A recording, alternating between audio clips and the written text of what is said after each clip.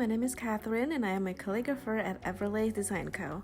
I do brand activations for corporate events and I teach calligraphy workshops at my studio in the San Francisco Bay Area. In this video, I am showing you how I do my setup for a photo shoot, and today I am shooting a calligraphy kit that I give to my students. Okay, for the background, I use a big canvas with a piece of linen on top. I have it set up in front of a window that has a sheer curtain in front of it to diffuse the light. For props, I have a decorative metal tray to give a little bit of height, a sheer fabric, and a cotton ribbon to add movement and texture. And I have some dried florals and other stuff to fill in the space.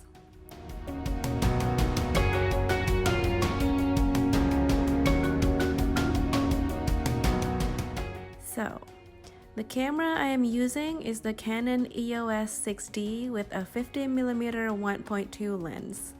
Sometimes I switch to an 85mm 1.2 to get more zoomed in, more detailed shots. Now, a little bit of a disclaimer, I am new to photography. This camera and lens are my husband's and I am just starting to learn how to use it. So keep that in mind when judging my photos, okay?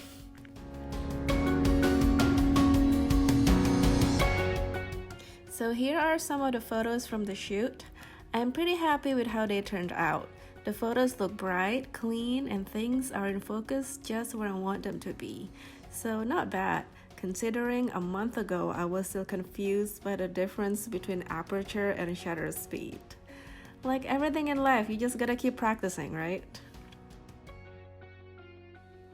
Okay, if you're still here, I have a gift for you.